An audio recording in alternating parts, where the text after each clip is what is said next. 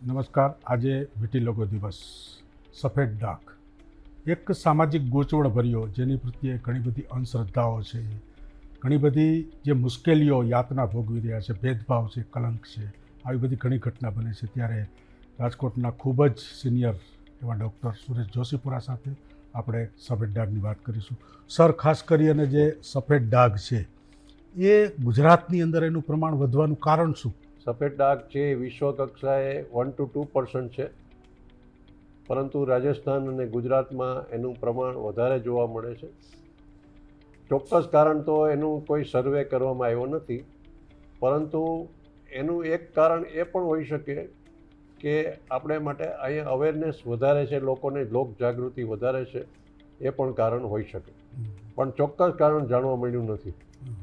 ખાસ કરીને નાના બાળકોને કે મોટાને, કેવા લોકોને આ રોગ શરૂઆતમાં થાય છે? સફેદ ડાઘ છે એ બાળકોમાં પણ જોવા મળે છે, એ ઉપરાંત એડલ્ટમાં પણ જોવા મળે છે, અને મેલ અને ફિમેલ, લેડીઝ અને જેન્ટ્સમાં પણ સરખા પ્રમાણમાં જોવા મળતું હોય છે. ખાસ કરીને અત્યારે કેવી ટ્રીટમેન્ટ છે એની? ખૂબ જ સારી ટ્રીટમેન્ટ છે, પરંતુ અર્લી સ્ટેજ, શરૂઆતના તબક્કામાં જો એની ટ્રીટમેન્ટ કરવામાં આવે તો ચોક્કસ મટી શકે છે. ગભરાવાની કોઈ જરૂર નથી. આ રોગ કોઈ આનુવંશિક છે નહીં. હસબન્ડ એન્ડ વાઈફ બંનેને હોય તો પણ બહુ જૂથ પ્રમાણમાં બાળકોને આવે છે, એટલે ગભરાવાની કોઈ જરૂર નથી. સફેદ ડાઘ છે એ ચિંતાનો કોઈ વિષય નથી, એટલે ટેન્શન રાખવાની જરૂર નથી. ટેન્શનથી પણ આ રોગ વધે છે, અને ટ્રીટમેન્ટમાં જેક ઇનિબિટર નામની દવાઓ અત્યારે શોધાયેલી છે, અને ખૂબ જ અસરકારક દવા છે, એટલે ગભરાવાની કોઈ જરૂર નથી. આ રોગની અંધશ્રદ્ધા બહુ છે, કલંકની, ભેદભાવની ઘટનાઓ બને છે, એની પાછળનું શું કારણ છે?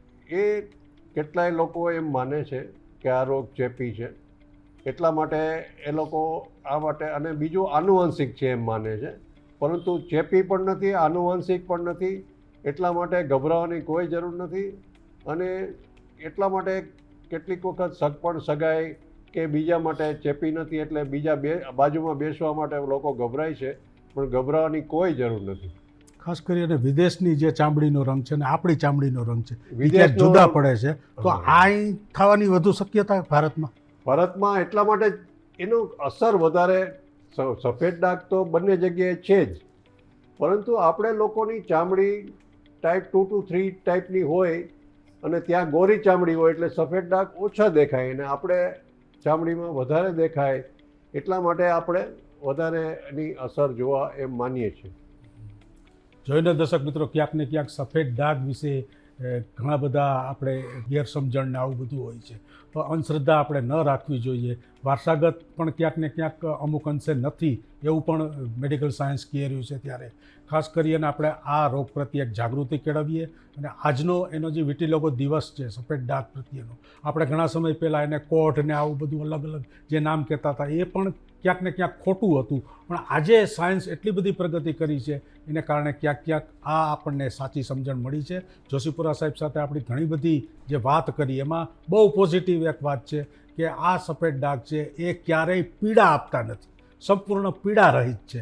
એટલે આપણે એને જાણો, વિચારો, સમજો, અને કોઈ પણ જાતના ટેન્શન વગર છે તો છે, એની ચોક્કસ ટ્રીટમેન્ટ છે તો ટ્રીટમેન્ટ કરાવો, અને એના નાબૂદી માટે આપણે કાર્ય કરીએ, એવું અબ તકના સુંદર પ્રયાસ સાથે આજે સકારાત્મક કાર્યક્રમમાં વિટિલોગો દિવસ નિમિત્તે એક નિષ્ણાત ડૉક્ટર જોશીપુરા સાહેબ સાથે આપણે ચર્ચા કરી.